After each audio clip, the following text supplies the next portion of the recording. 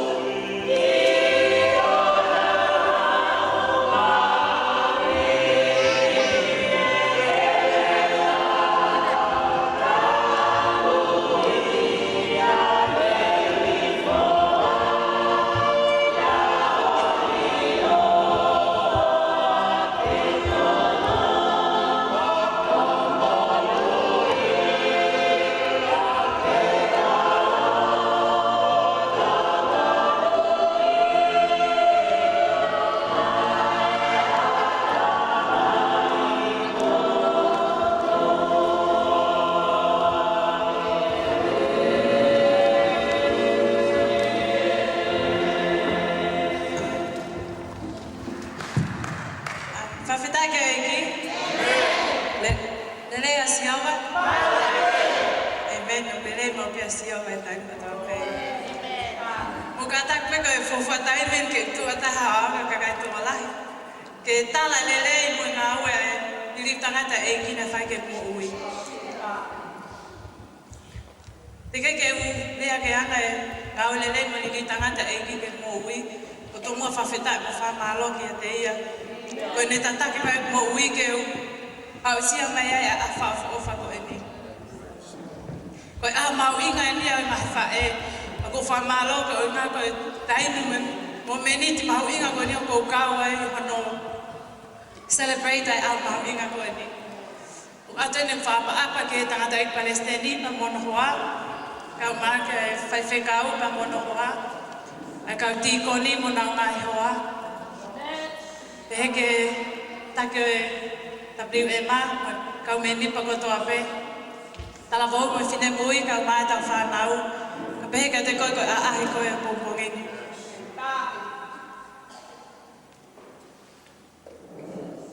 Atene fa malo.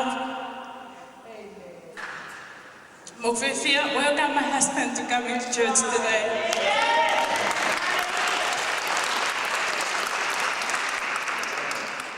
Talo no mai la kanga ni ke fai he pompongi ni mo mafasia o to ye wiki ko osi. But I told my husband this is really important to me. And I really need their support. Pa fa feta e o to he ko ngawe e kina ni fai. Olava ke tu ata vo kompani o ngan. Kanga tui ko au ko nen mai me ki kolosisita pe tangata ko pa tangata. Pagaona tu pa ke pe ki family pena lotu. Kana mau e funa vaka ke. Na wa pe ke lotu kana ke mau inga ia o ya pa ha o ngo ala ke lotu. Na apa ke lotu ka uinga ke fafifia e file eki. Na apa ke lotu ka kulifia ke tangata eki.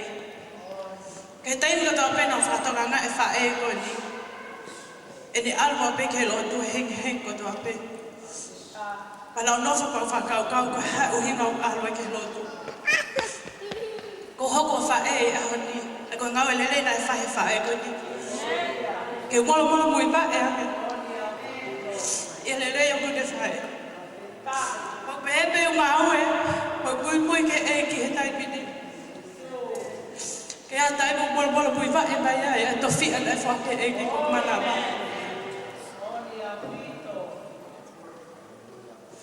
Ka nga tu na ai ho ko nga mu a. Na pe e va lo pa he ma le mama ni.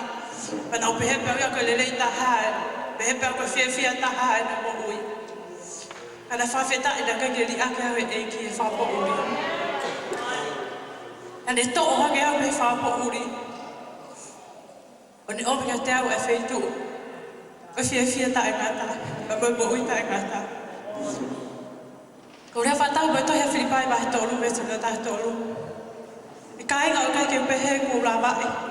Ka ko eni pe ta ha. O ko fa ga lo ya ga be ki moi.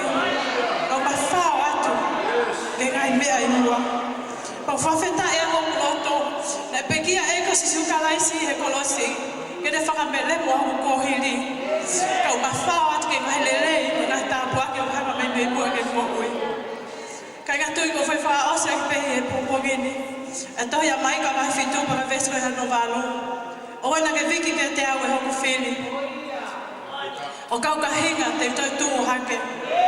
O ka no foi he pauri. Si hoba ko mama ke te au. Ko fala to la hene ke e ku mui he ke. O ka ya tai mi te hingai. E ata e parpare ba ata kai. E hoka si su ko mama ke te au. Pe te to tu ha ke pa fita ke e ke. Pa tau ke fa tau pe ki na mo to e ke. O fita ke. O fita. Ta ma wa o fa fa e. Aku fakak kolo ay petik tau tau mau ka ako fakak manatua ni imaman ka to ay ako ifai ako fofita ay ko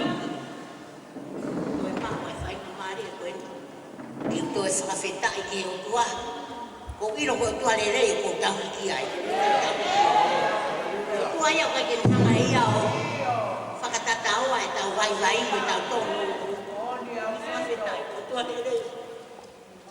Whakamaro la. Ki e tua paiseni ka mai paiseni. Neo mo tai kai te useni. Ako fiesia roto pe ko o whakalau o tua mai pe a. Whai ai ka tau kano. Ako whakamaro pe ki he ki e lama le rei le a ko fiesia roto ai pe. Whawhetai ke te kau a maro. Pe he ki he kau whae ko toa pe o kumu yaku mai ngawe. Ko e ku whakaroto la pe ka ki motonu. Ko tu hake ka whewhine. Tu hake ke tau ngau e e. Ai kuanga ko e ni ko e kuanga whakatuta maki kuanga ko e ni. Ko ngau ko e te molo e. Ai ka kusi pe he guafa tisu. Ko guafa pe a une marama. Kai te iaha whakaloroa a ko ia peki. Whakaroto la ka te motonu. Fiasi he aho ko e. E tau mau e aho whakakoroa aho. Na ko whakawhetai ai ke. Whakafoki ko toa pe nge iangu e langi ke hona pe.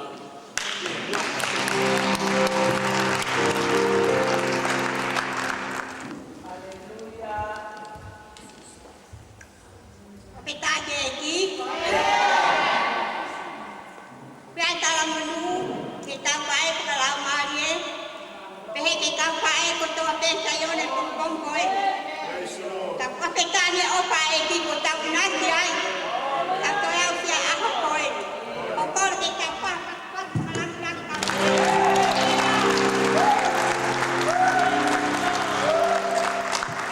Koe aho ni. Koe aho e opa. Koe aho e manatu melie. E tina hi pae ko toa pe. No tau anga pae o patongia. Ai aho ni. O manatu lot. He taimi whakaotu mo moe nene ki pao. Aku mātai ko ponga pae. He taimi tēnau.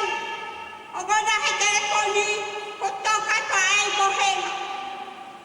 Te puta ki Amerika. Ko pānau e tako wan. He taimi na kua ki ai. O tau tu he tapaki.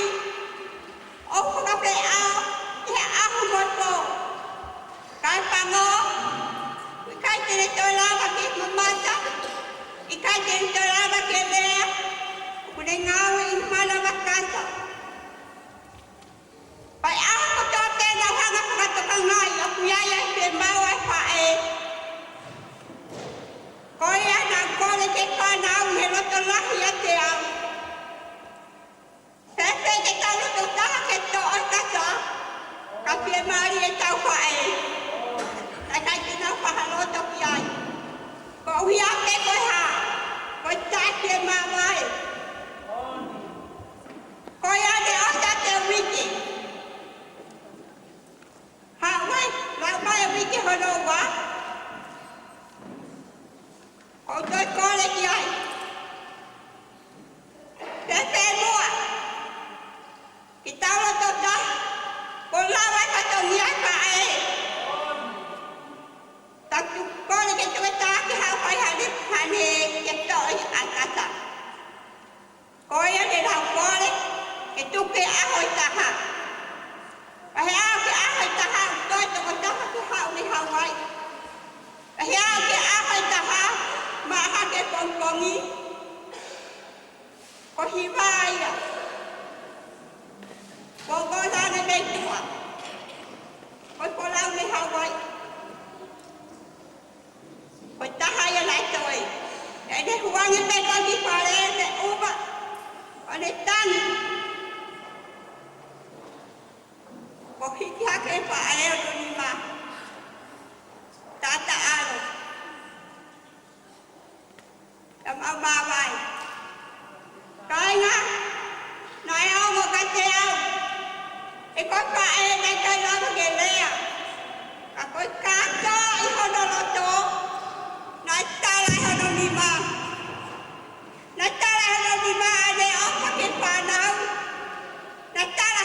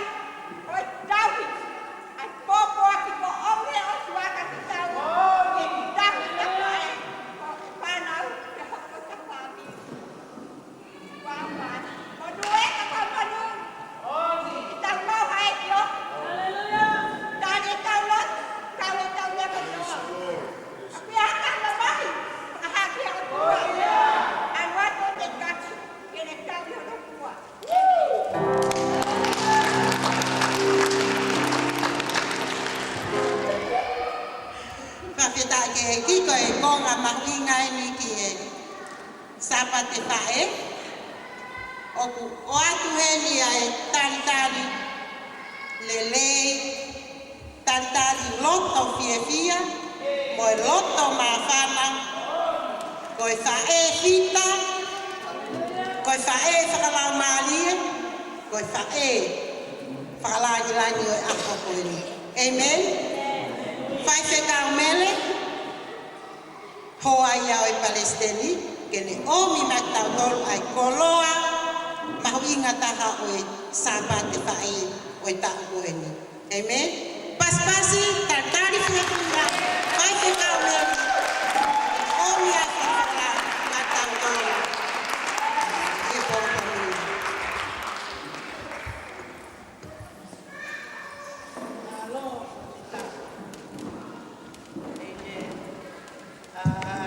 Hallelujah. Lau ko hoku monu, mo hoku koloa i he ao o tua mafi, ke tui hono ao i he pompongini, ke whakafofonga i atu, ai mahuinga, pe koe whakakoloa, o to whangai a hahou e ki whawhine tau nei mua. He koho tau ngā hipe o ki tau tōruia, pe koe tāpua ki pe ia, o hahou e ki whawhine na e ngā ohi e he o tua. Amen. Amen. Tamai o mau whakamalo mo lo tōna.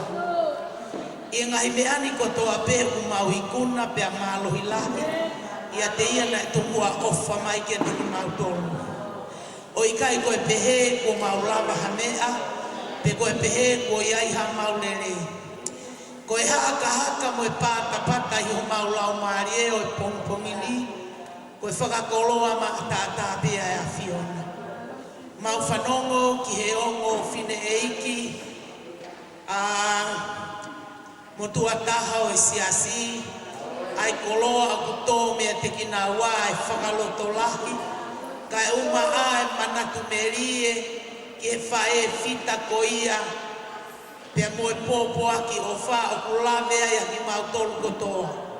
Pea fungani aki ia sisu kalaisi, ho tō folofola me he kolosi whae koe na ho tama koe na ho whae. Pea koe moonia. Mau wha malo lahi ai ka te koe. Toi ngai hoa ngā ue anga e hoa tā koe ni. Mau te kaki pe ia pe koe pongpongi ni. Ke lang ia te o taha pe a Fiona. Ia sisu kalaisi pe ko alo ka ko mau whakamoui. Amen. Ate whakamalo to hounga mua ki he otua. Pea ua ki ai ki he komiti tau te fitu ki he Palestini, Sista Lupi fine wheuiaki, pea mo e komiti mohi mo tolu katoa kau whae. Amen. O kulahi e tau mahi whae o kai ke nau iheni he pongpongini, ko ui peu ke ngai wheitu ke he o nau iai, ka koe tau lotu ia, pea mo e mo oni o tau o wha, ko e tau whehun whekina aki he koe lotu, ko e tamo ui pe ia. Whamalola ia o pito ke eki e whae ana maiola ka umakeres e malata o motoia usia mai a whakakoloa koe ni. Pea koe tāpua kia ke te ki mautolu koe kaumui aki o e whanonga pirikimi o kutau kaunga whakakaunga maari e ai i e whanonga anga koe ni kutau i ai.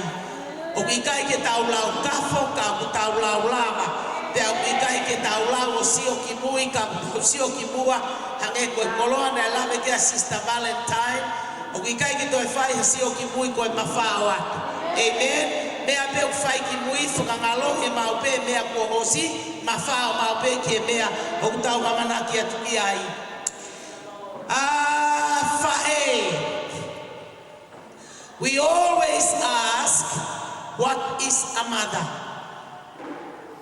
Whatatau mo e wholofola, according to the Bible, the first mention of the word whae, aia te ulawe kia i he pongpongini ko Senesi mahe tolu, Genesis chapter 3 verse 20. Ko hiria ni koe a hinga a uaki ongu mātua, pe hiria ni koe hono tala mai he vesi, hongo fulumani mau au fuke vesi taha iwa, ai hanga he otua o whakamala ia i ko ia pe koe tautea ia ata mama ue maa he kakava, pe tautea i moe ngata te ke olo aki ho ke te kai kea hao vahe, Pea koko e fefine te ke whanau ia e tamahi he mamahi.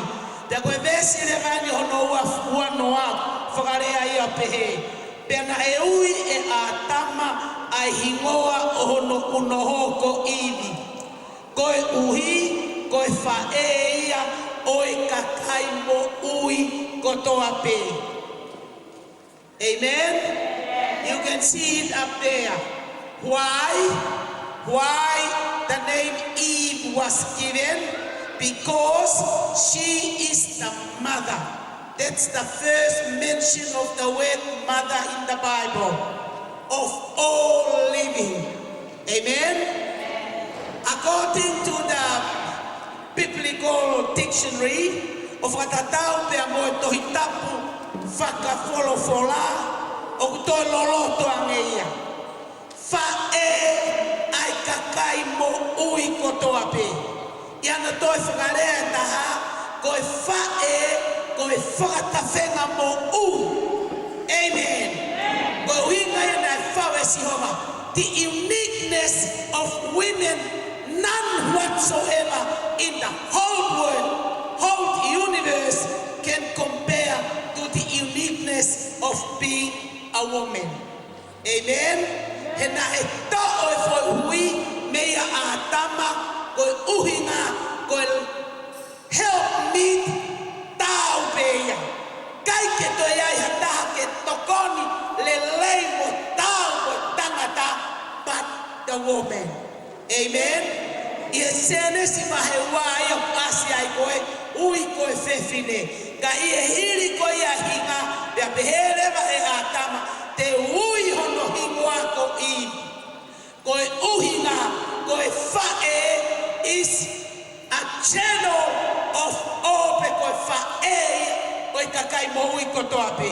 Sai, whae ai kakai mo ui kotoa pe kune portray pe kune is a typology of mentioning in the verse 15 of the same chapter. Ia sene si vahe tolu verse tahanima o kufolofola tonu ai e otua e hanga e he hako o e fefine. The seed of the woman will crush the head of the serpent. Sio ki ai whae. Sio ki ho mahu inga. Na e toki ki mui e tāpo o ko mele. The New Testament. Ka ko mele, she was a virgin. Whakawhau mai a koe au kongo mai a from the Old Testament. Mea iwi koe whae koe ai kakai mo ui. O pehere a whakatonga. E ui ono himuno hoko iwi ko uhi. Koe whae ia ai kakai mo ui ko toapu. Pe au toi loloto a e ano veteke dictionary whakatohi tapu. O hinga ia koe tuhu loloto koe pe koe tuhu ki mua e hau he hako e fefine a kalaisi koe whakamo ui ia o mamani kotoa pe. Amen. Praise the Lord, woman. Whamaloki o tua whae. Ko iko koe. Manatu melie na lave kia sister keresi. Ane afi e wherere a ki holo. Malave o kuatamai e whae ki whae toka. Malave o kuatamai pehe ki whae o kusipaniti. Papatoe. Pea pehe o kuloto. Kuo osi ai auma e ku whae ki a te au kolama. Ko peheni he ahoni pe au manatu merie. Whae fita. Whae anga whakalongolongo. Whae na kekene ilo e ke. Whae na te tupu ai na kai whamau lau. Whae na te tupu ai te whekape. Merie huse paniti. Tari pe mo whakalongolongo. Manatu merie ia. E manatu ki he whae. Hewe koe. Haho manatu ki ho whae e pongpongi. Hae mea lere o ke tō mai me ho whae. Ko tui o kuni mai tā puaki, ki mui ke alu hoku tehi nā mei nusilani, nā mao matakitaha ki seti koe, nā mawhie mau ia koe uhinga, tā puakia ki maua whatatau ki he no oe ofa. Mahalo pe manak lerea ana vaiola. Koe whakaosi mo ui hono huse pāmiti na aku tuua I mitol moa. Pea koe taimi pena e ose manawa. Koe whakaosi a vaiola. Koe foilea pe koe a koe hallelujah. Nothing else. Hallelujah, hallelujah. Alupe hallelujah. O au pe koe. Ngata pe hallelujah. O sia e mana vaiola. Pena kupukerewa ni mau ana. I hold Anna's hand in Viola's hand. Pe aulea rewa ki ai. Koe aho eni na amofua kama I aotua. Amen. Koe fa e fitai. O kune tauhi ene fua kama. Alu ke toki vete pe e mate. Pena aku whaia e lotu whamalo. He kai peto e ngalu iau. Koe taha e ulua ki whakakoloa. Nai omi he lau maari e mahino ko ia ke te au. Ke whaia ki he tangata eiki. Mo e whine eiki. Mo tua taha e ngowe anga e otua. Pea ko hoku whakakoloa ia. Te tu ko toa pe o ko walua e o ko tala loto e mooni ko ia. Koe omi he lau maari e ke te au. Koe tau whanonga pilikimi he mamani ko e ni. We abide by the word of God. Amen. Pea koe wha e ai kakai mo ui kotoa pe. Ko ini koe broken vessel ia. Na hinga ia. Ka koe koe tāpo o ko mere koe whakamonu ia ia. Amen.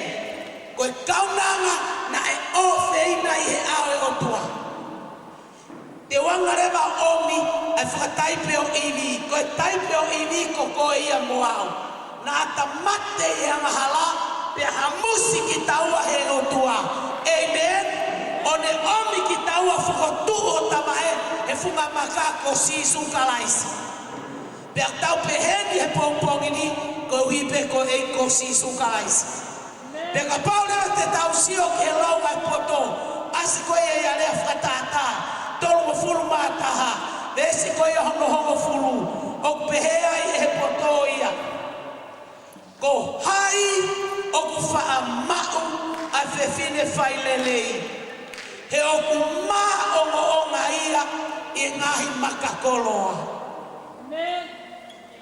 Wha e ai kakai mo ui. O kai koe wha e kakai mati. Wha e ai kakai mo ui kotoa pe. Amen. Pea koe whakatawhenga mo ui. O tau whanau I mai e tama. Koe ki lau maari e mo ui. Amen. On the other side, te tau lama rewa pehe. Whae. Koho ta ngafa he ngowe anga e o tua. Ke ta whanau I mai. Haki lau maari e fo o.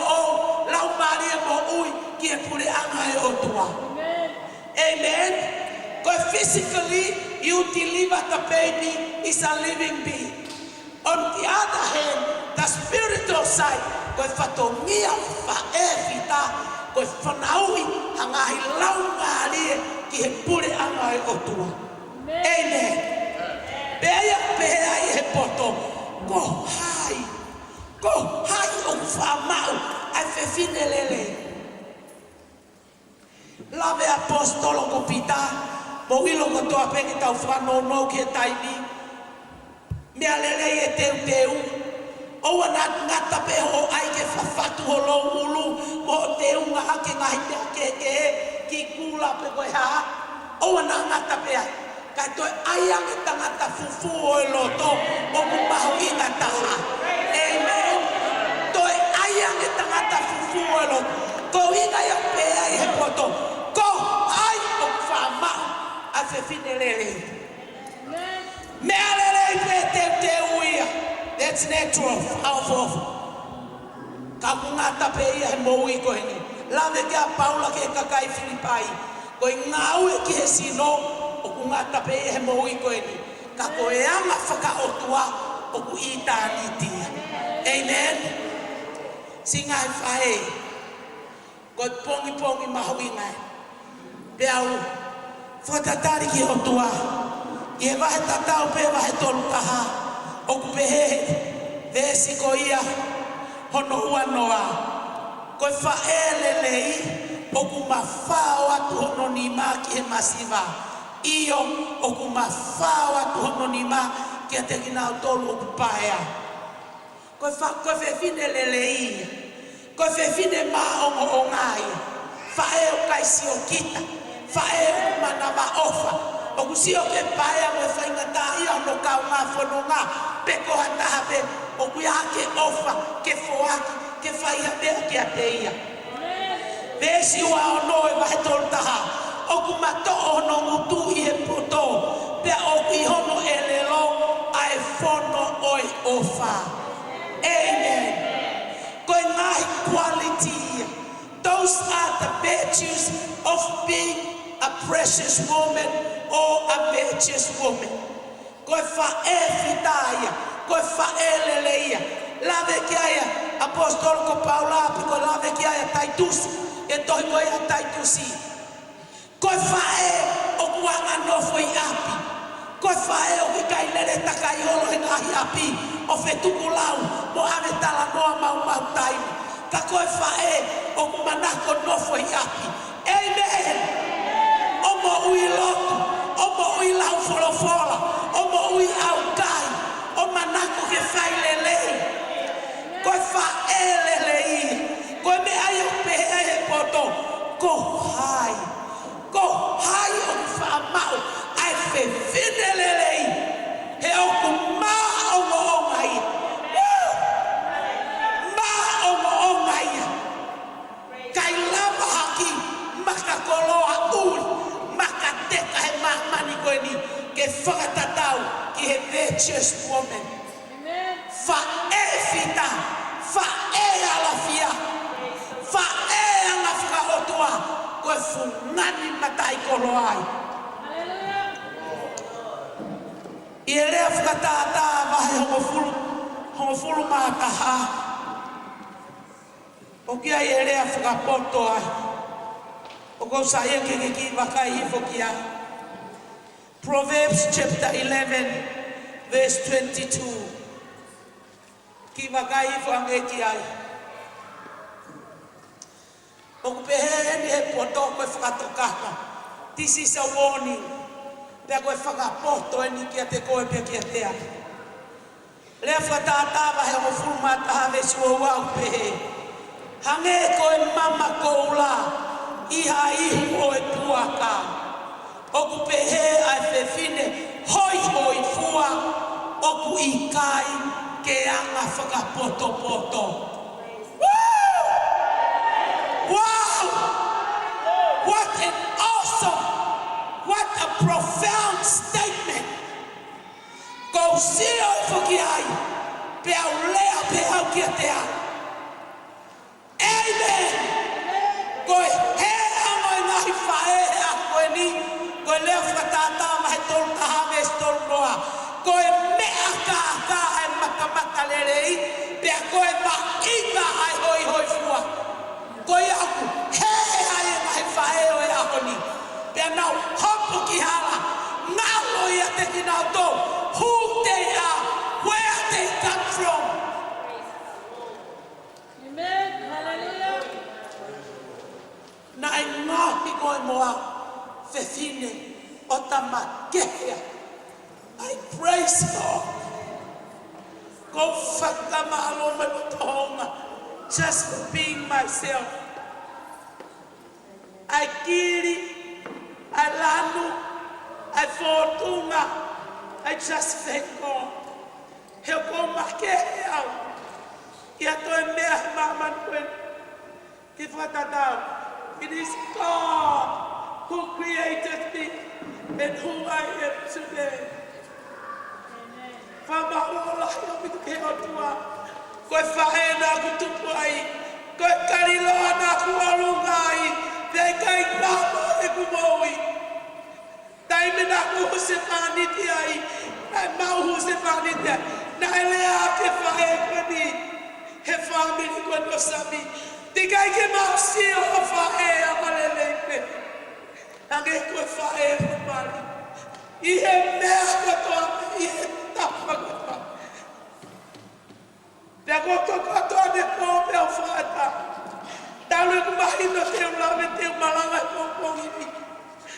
kufurata lawali. Thank you, Lord.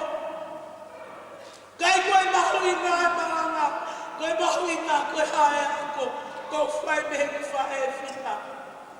Koe hae ako ko whai, ne he tāna ku tāne ai o Sisu, o au mai kia pupongoni. Koe hae whua maama, koe hae whakoloa, koe hae koe to tāpua. Ko wanu hanoi ku mohui, o au mai kia pupongoni. Te taimina ku sio ai ke mesi koe. Thank you, Lord. Fila ue koe lea poto. Hange hama makoula. Oku tui he ihu ai puaka. Oku pehe. Hafe fine beko hafae. Oku ikai ke mo ui anga whakapuka poto mo anga whakaotu. Amen. Oku ne ame me he taputu taki oruga. Ori ipe ke maoralo taha. Peko e panaku taha. He tauilo pe manu koe puaka. O kai ke ne ilo e ne arua tupa kai ke ne ilo e ne hau. Ne awa kau i tua fia puaka. E ke ilata pia ke perepera. Because that is his nature. Pe akule alahi maia. Ke te ki tau tolu e bonbongo ni. Si kau fae. Mau e mata lerei. Mau e hoi fua. Ka pau i kai ke tau mau e anga whaotua. Pe mo e anga whapoto. Ke to koni mai e lau maari e otua. Tuku mua ke ta whaosi a ke koe. Koe whae whita. Koe whae o kune whanongo. Tohi koe e apostolo ko luke. Luke mahe koe e honoa. Tau whaosi ki a e pongo e ni. Ai mahuinga oi being a virtuous woman. Te koe whae whita.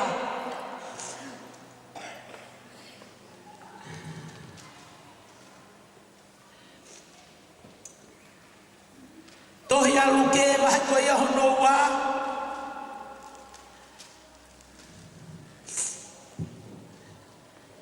Te koe vesi koe i a honu.